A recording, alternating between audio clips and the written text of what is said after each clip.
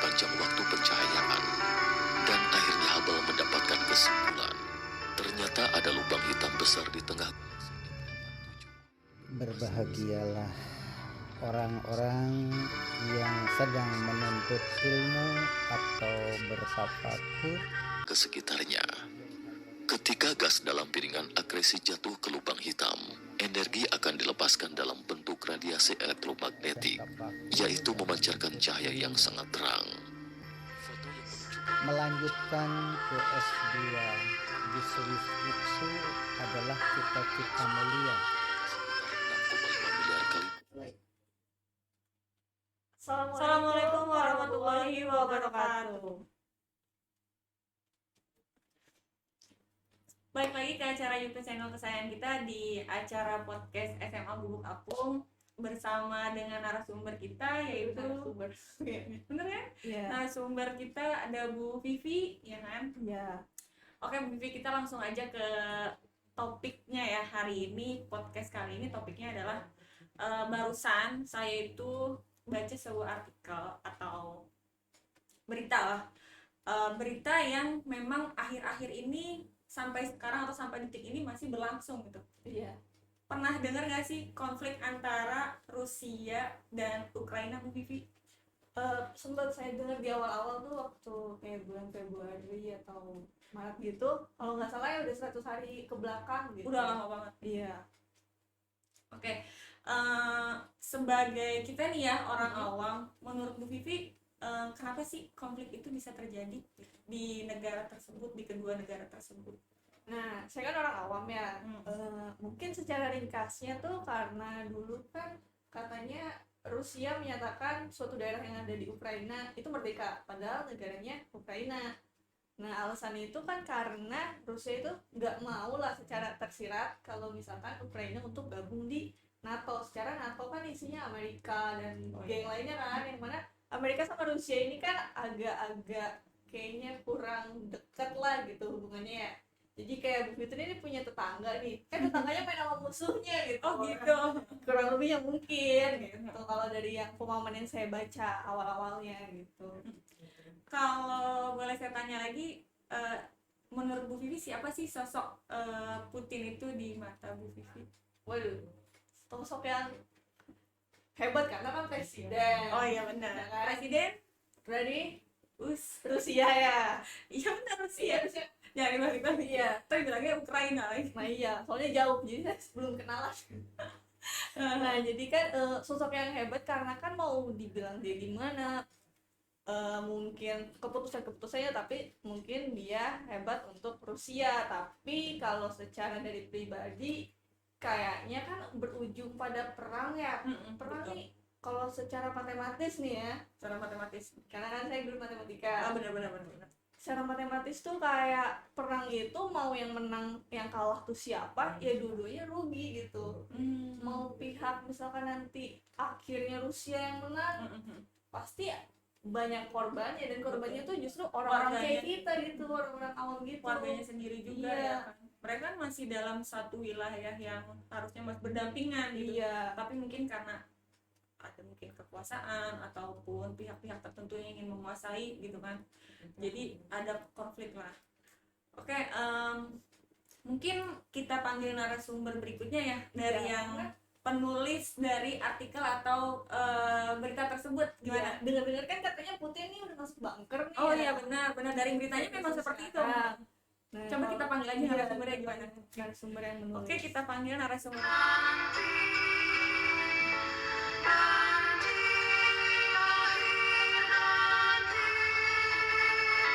Ingin melihat lebih dekat, maka perlu terus memperpanjang waktu pencahayaan. Dan akhirnya Hubble mendapatkan kesimpulan. Ada apa manggil? Selamat pagi Bapak, terima kasih sudah datang di acara podcast ini. Oke. Tadi kan saya baca berita ya atau tulisan Bapak mengenai Di Kompasiana. Oh, Putin yang ada di bunker ya? Yang ngeri sedap ya. Kalau sudah ngumpet di bunker itu negara yang memiliki memiliki nuklir.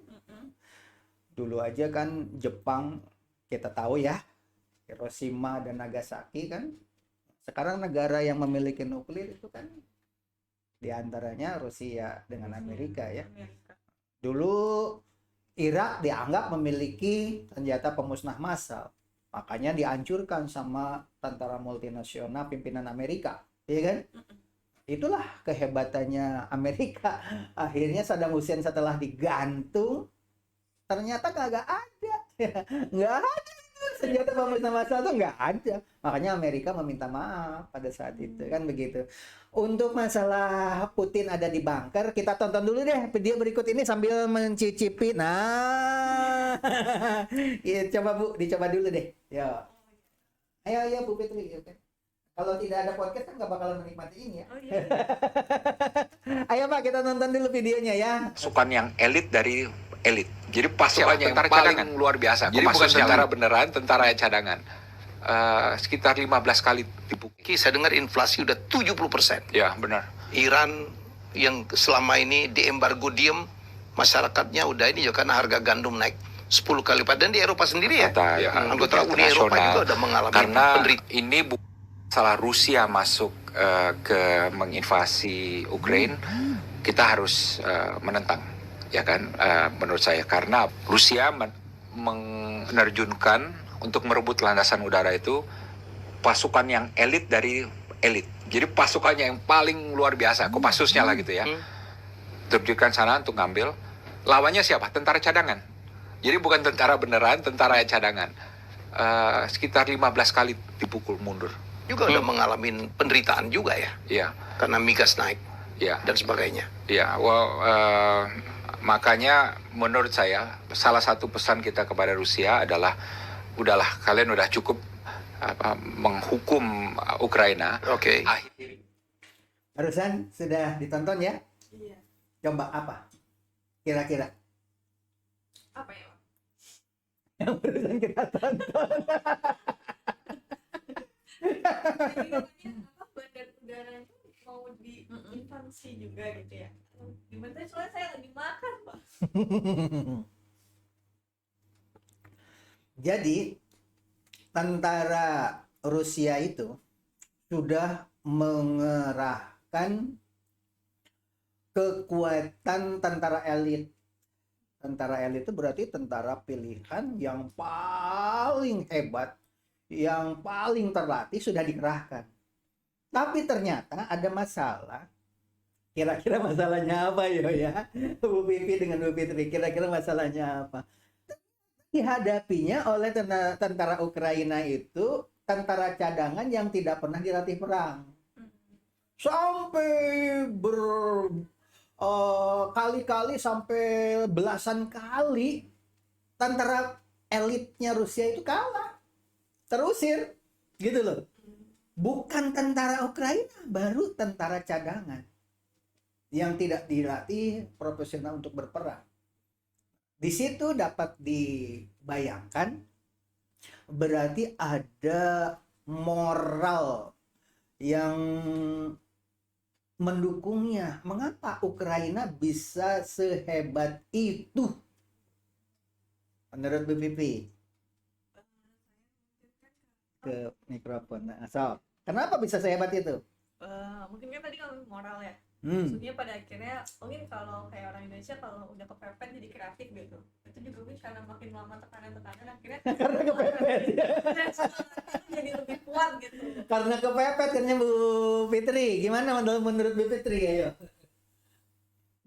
Karena kepepet makanya jadi kuat katanya.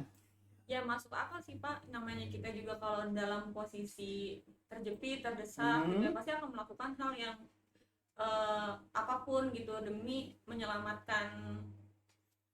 Jadi sekuat-kuatnya gitu kan. Sementara Putin sendiri sekarang sudah tinggal di bunker akibat perang ini. Iya. Padahal perlu diketahui di dalam perpolitikan ya, mungkin juga tinggal di bunker juga untuk menakut-nakuti lawan, karena Putin memiliki senjata nuklir. Begitu Putin masuk di bunker, yang lain kan panik. Wah, ini kalau nuklir dikeluarkan, bagaimana? Ini adalah merupakan shock terapi juga, ya kan begitu.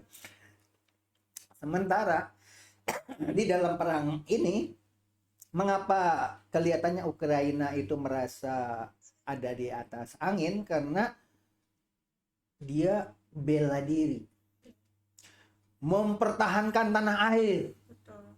Sementara tentara Rusia yang terlatih apapun, tetap di dalam hatinya ada getaran jiwa, ini saya menyerang negara berdaulat gitu loh.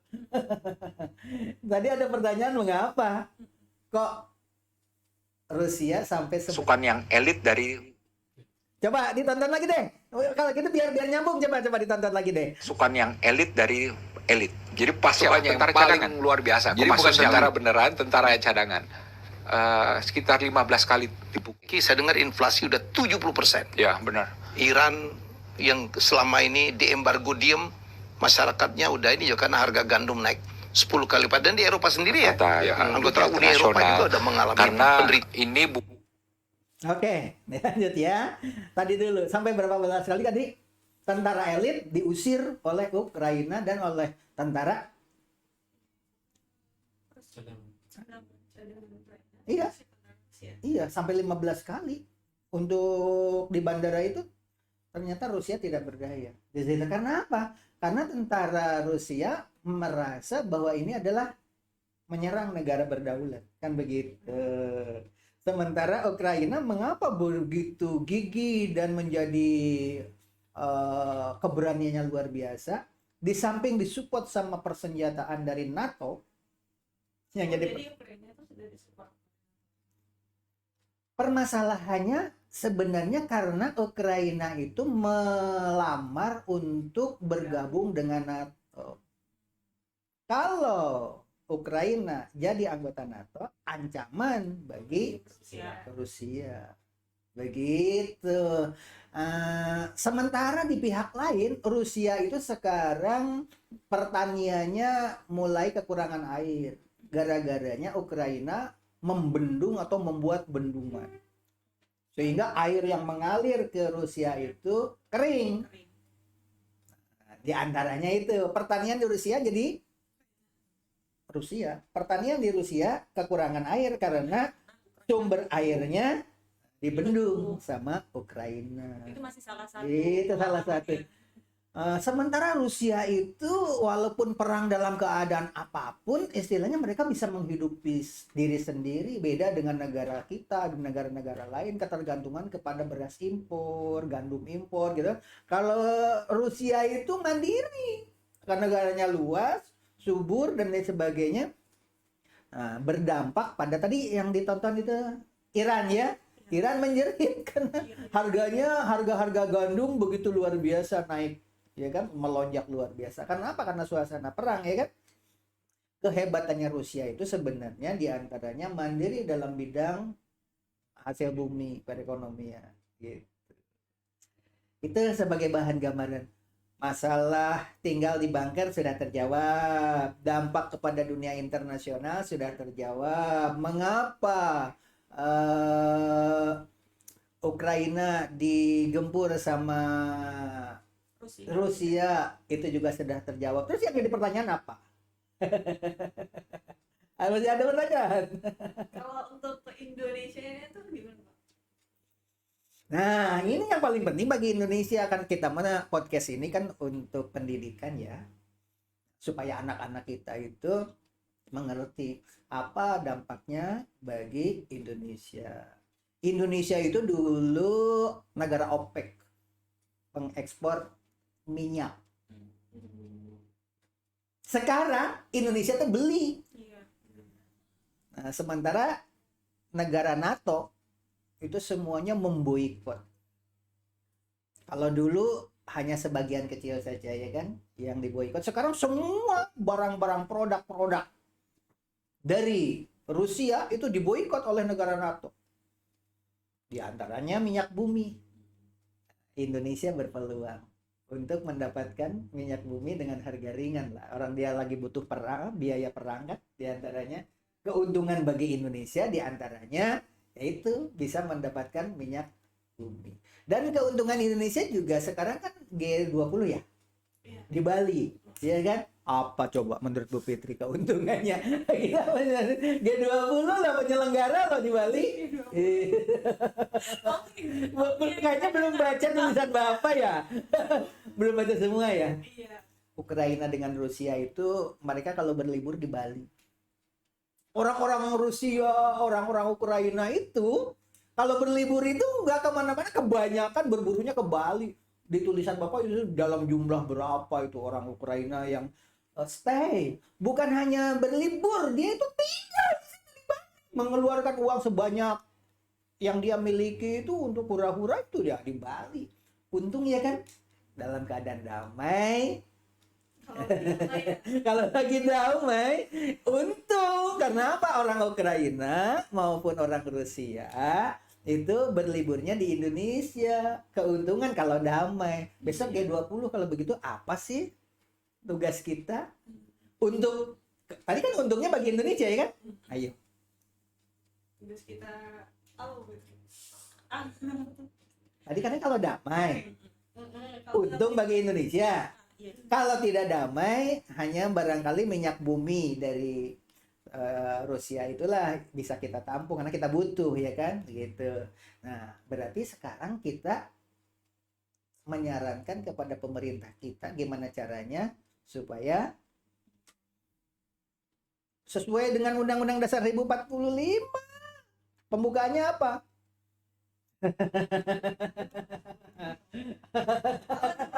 Pembukaan Undang-Undang Dasar 1445 atau dalam proklamasi dulu deh. Proklamasi. Kami bangsa Indonesia Terus? kemerdekaannya. makna tersirat itu Sebenarnya kemerdekaan itu hak sebagai bangsa ya kan. Di antaranya kita itu ketertiban dunia itu kita harus terjun. Harusnya kemarin waktu Pak Jokowi ke Amerika itu langsung ke Ukraina, langsung ke Rusia memberikan solusi. Pasti disambut karena apa? Kita sebagai pribumi untuk G20. Kita datang ke sana bukan sekonyong-konyong hanya sekedar Indonesia, tapi membawa G20 kan. Gimana solusinya? Paling tidak gencatan senjata deh seminggu kita untuk berpikir mempersiapkan diri untuk G20 gitu kan, berhenti perang tuh, berhenti untuk memulai lagi kan udah enggan gitu kan. Gitu. Karena apa sudah berhenti 1 minggu itu masa iya sih udah begitu, harapannya kan begitu. Itu peran Indonesia seperti konferensi Asia Afrika itu kan, oh kita sekarang merupakan negara pencatat sejarah yang luar biasa. Begitu juga kalau saja Pak Jokowi kemarin datang ke Ukraina, dan belum terlambat, sekarang juga masih bisa kan, G20-nya belum, ya kan? Tadi pertanyaannya apa dampak bagi Indonesia ya kan? iya. Ya itu peran Indonesia. Politik Indonesia apa sih? Oh, guru matematika mah agak susah, agak nyambung ya dengan guru bahasa Inggris. Guru bahasa Inggris mah harus nyambung deh. Politik kita apa? Politik kita Negara politiknya Indonesia adalah bebas aktif kan? Wah, guru bahasa Inggris ya.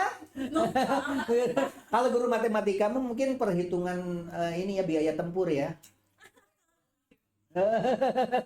Ekonomi ya itu ya.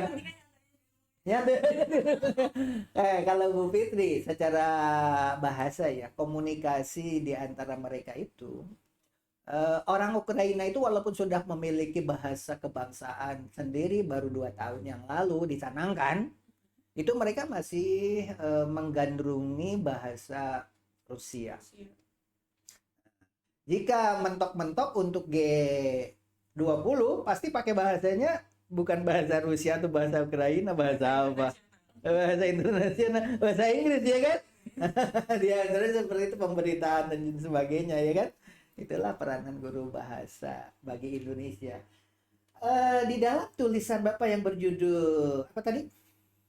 Putin masuk bang. Putin masuk bunker. Di situ dijelaskan ada duta besar Ukraina Bapak tuliskan juga di situ. Ternyata beliau itu ngajar bahasa di negara tersebut.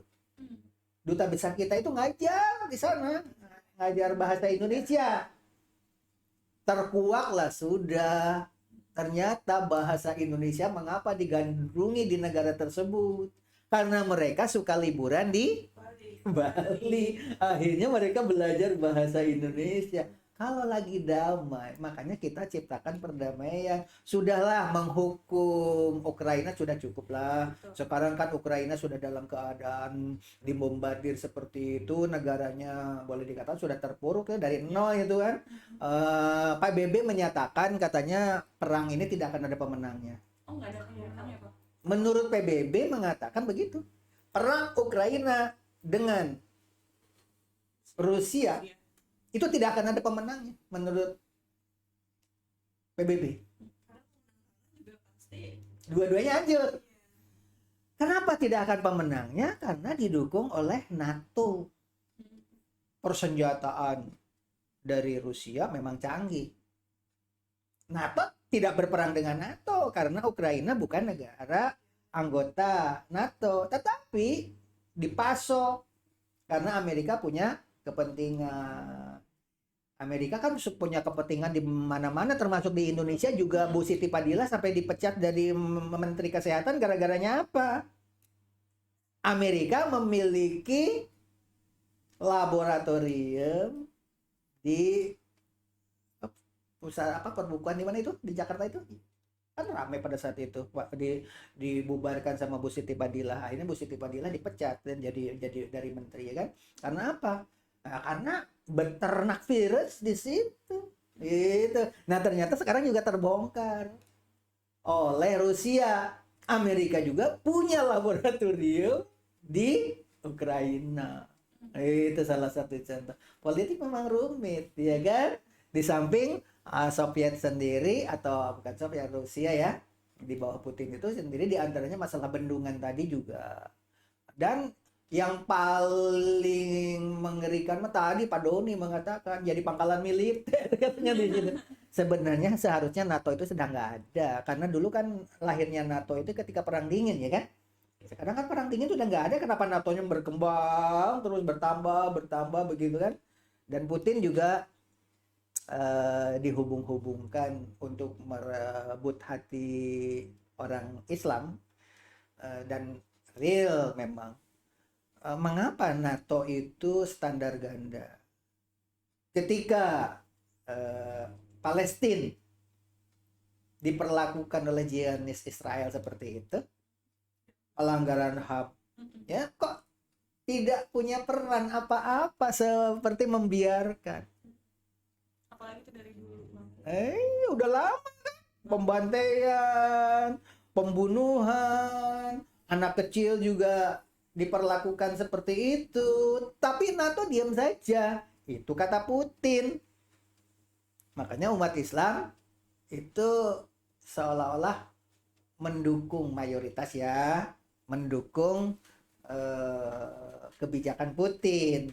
Tapi lupa bahwa Arab Saudi itu merupakan pendukungnya Amerika. Kebijakan Amerika itu oleh Arab Saudi selalu didukung, termasuk orang naik haji umroh wajib vaksin, kata Amerika ngikut. Dan begitu kan, kebijakan Amerika itu ya didukung oleh Arab Saudi.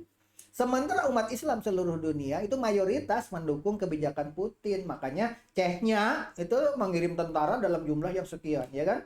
Itu untuk membela Putin, ya kan? Bertempur. Jadi malah di dalam orang Islam dengan orang Islam yang bertempur sekarang ini. Ukraina mayoritas Muslim, ya kan?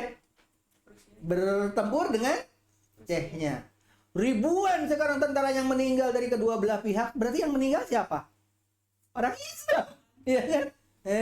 Makanya G20 diharapkan segera mengambil peran, Pak Jokowi mengambil peran untuk perdamaian. Tapi sekarang banyak yang menghubung-hubungkan dengan hadis Nabi. Dia dalam hadis Nabi itu seperti yang Bapak tuliskan itu akan dibaca nanti. bahwa suatu saat nanti di akhir zaman Romawi, suku Rom, bangsa Rom itu akan bersatu dengan umat Islam. Banyak yang orang menggiring karena Chechnya kan negara Islam, mayoritas penduduk. Bahkan penghafal Al-Quran presidennya ya kan. Ternyata membantu Rusia. Rusia itu kan termasuk suku Rom, Romawi itu kan. Banyak yang menghubung-hubungkan ke situ. Jadi pada akhir zaman katanya umat Islam bersatu. Tapi Arab Saudi kan negara Islam, mendukung NATO, ya kan? Nah, itulah perlu kecerdasan kepada anak-anak di sekolah biar berpikir nanti dengan disitu belajar NATO itu apa, mengapa Amerika punya laboratorium di berbagai negara termasuk di Indonesia, ya kan? Sekarang mah sudah nggak ada gara-gara Bu Siti Fadila. Bu Siti Fadila itu pahlawan bagi Indonesia. Coba kalau masih ada di sini kan model begitu. Itu diantaranya anak-anak juga harus dibuka wawasannya. Hadirin sekalian yang ada di rumah, mari kita membuka wawasan lebih jernih ya. Kita mau untuk pembelajaran di sekolah saja supaya anak-anak itu belajar itu bukan cuma hafalan, tetapi iya bagaimana cara kita supaya negara kita adem, aman, tentram. Jangan sampai sekarang mah itu aja Pak Anies membikin apa? Sekarang itu mobil elektronik apa? Formula E ya. Terakhir rame digonjang-ganjing. Apa katanya? Ada iklan bir di situ. Logonya doang. Iya. Rame. Disudutkan Pak Anies itu. Ngeri ya. Padahal tidak bisa dihindari. Di Indonesia itu para TKW banyak yang TKI banyak yang pergi ke Hong Kong, yang pergi ke negara-negara komunis, dan ternyata di sana itu kan pemakan babi, peternakan babi dan sebagainya ya kan. Orang Islam yang bekerja ke Hong Kong digaji dari hasil peternak babi. Bu Fitri nerima honor. Honornya itu ternyata dari hasil pajak pabrik bir yang ada di Kalimalang. Angker bir. Iya. Ada tempat prostitusi di Bekasi juga ada dulu. Namanya apa? Palpinas di Bitung. Ya kan? Itu menghasilkan devisa ya, tempat-tempat. Makanya zaman Ahok itu para wanita nakal itu dikumpulin di mana itu? Di hotel apa namanya? Ramai kan mereka itu ya. Pak Ali Sadikin itu dulu merekrut membuat tempat perjudian di Jakarta supaya keuangan itu untuk membangun Jakarta.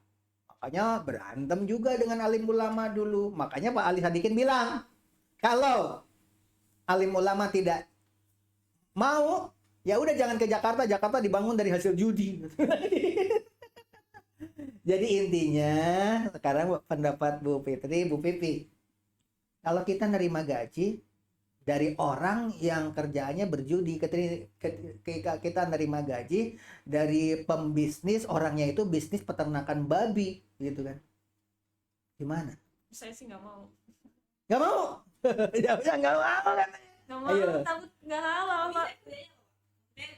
Kerjanya di situ pembukuan atau tentang ilmu manajemen supaya bisnisnya berkembang gitu. Kalau gitu saya kirain maksudnya yang saya lakukan tidak mendukung bisnis tersebut. Kayak misalnya kayak TKI di Hongkong gitu, bekerja di rumahnya dia bersih-bersihin. Dia kerja bersih-bersih. Dia orang majikannya bisnis itu. Bisnisnya peternakan babi, gitu. Terus digaji. Nah kalau itu menurut saya nggak tahu ya kalau salah, tapi kayak nggak apa-apa karena yang dilakuin. Nah, karena kita mah kan nerima gaji dari hasil pekerjaan yang kita kerjakan, kan Bu Fitri? Oke. Inilah pendidikan. Jadi kita memberi atau mencerdaskan anak bangsa di sekolah itu seperti itu.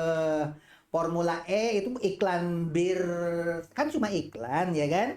Dan itu adalah pemasok. Karena apa? Di Indonesia sendiri kan ada suku-suku bangsa memang Nggak cuma Islam gitu.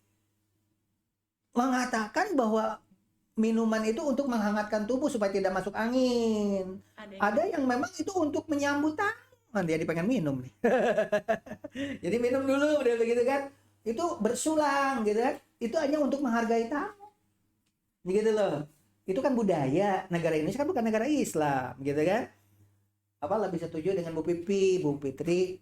Jadi kalau memang itu untuk upah kerja yang kita kerjakan ya apa-apa. Yang penting kita tidak makan barang haram, kan begitu. Oh, iya. Menurut Bu Pipi kan begitu. Silahkan close statement ya. Silahkan Bu Fitri dulu, baru Bu Pipi, baru nanti Bapak. Kalau closing statement dari saya sih, semoga dari sekian banyak topik yang sudah kita obrolin ini ya, konflik antara Rusia dan Ukraina semoga segera mendapatkan titik terang gitu. Di Indonesia ambil hikmahnya, semoga di Indonesia tetap aman, tentram, tertib gitu. Itu dari saya. Oke, silahkan Bu Pipi. Kalau dari saya mungkin kayak tadi yang saya bilang, maksudnya kalau perang mau menang mau kalah, dua-duanya pasti akan rugi, pasti akan hancur gitu. Dan perang tuh mau sampai kapanpun gak akan bawa kebaikan kecuali kehancuran untuk kedua belah pihak. Oke, untuk Bapak hadirin sekalian yang ada di rumah, mudah-mudahan pemerintah segera mengambil peran lebih maksimal untuk perdamaian, apalagi sekarang kita sebagai tuan rumah G20. Demikian barangkali ya. Wabillahi taufiq wa hidayah. Wassalamualaikum warahmatullahi wabarakatuh.